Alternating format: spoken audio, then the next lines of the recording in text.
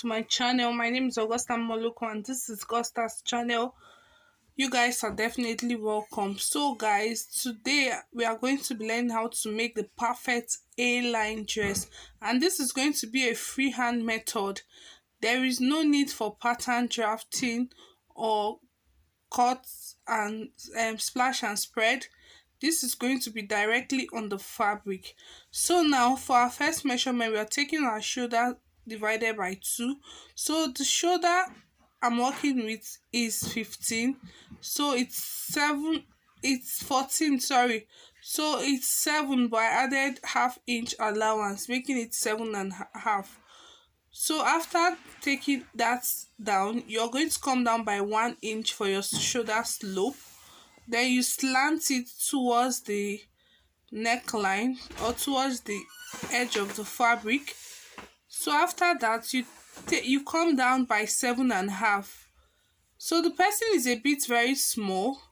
The person is small. It's just like it's not a small child, but the person is smallish in nature. But you could come down. You just basically divide your armhole into 2. That's how you get your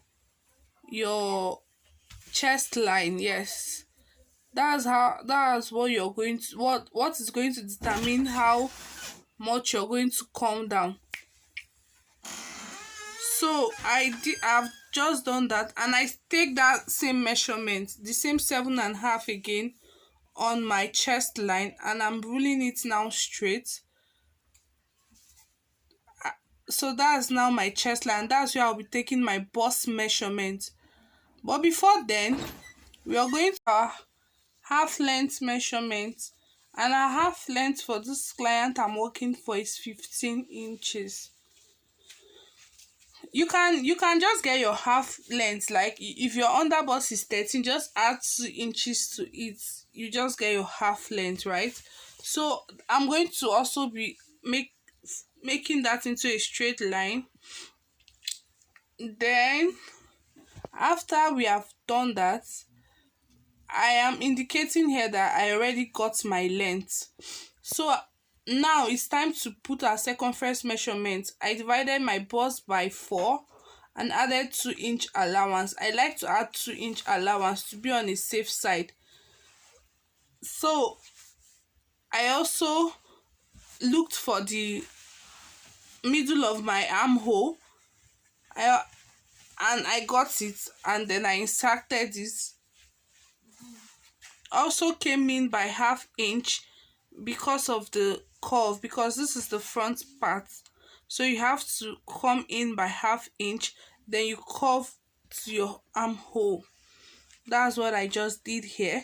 So I'm also going to take quarter of my waist measurement.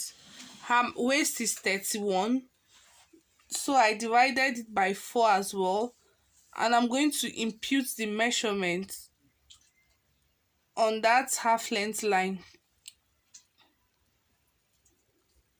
By the way, I added 2 inch allowance as well, and my fabric is on fold.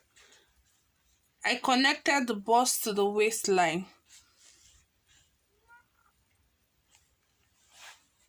I connected the bust to the waistline here. Here I'm trying to explain that at my length measurement, I usually take 15, like 14, but at most 15, because for clients that don't want it to be that much, like they don't want the opening to be so big, I usually take in 15 at most. Then I connect from the waist to the 15 inches I already marked. I don't like when you see an A-line, it looks like a pregnant woman. No. And moreover, this is for a young person. She just wanted an A-line dress. So that's why I don't like the opening to be so big. So I connected it. You guys can see the line there. You can use your ruler, but I just use my tape. Then I cut it out. I just cut out my shape. And guys, this is how simple it gets. Like simple. And this is a freehand method. No splash and spread. No pattern drafting. So I'm going to use this one now to cut the back. So the back is on fold, I'm going to mark 1.5 inch for my zip allowance from top to bottom.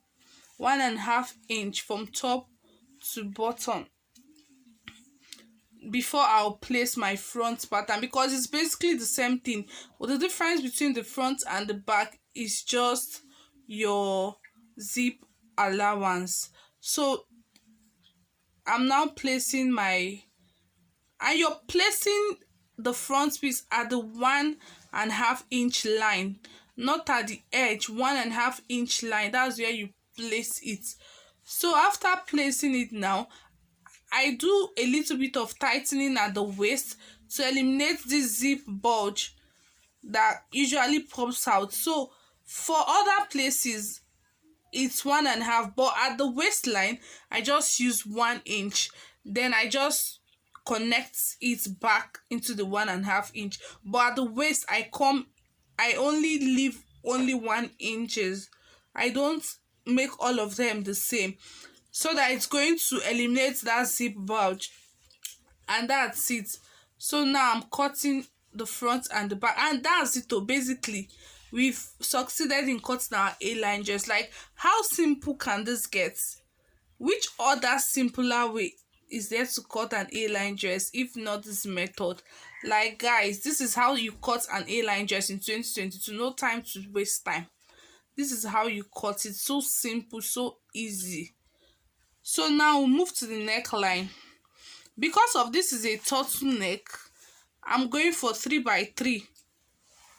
The person wants a very high neck, so this is 3x3 for the front, then 3x1 for the back.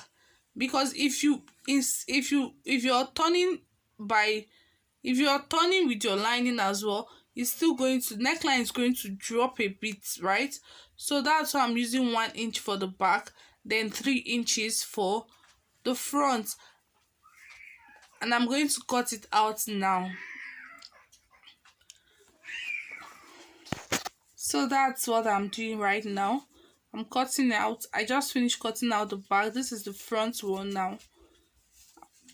Guys, that's just how easy it can get though.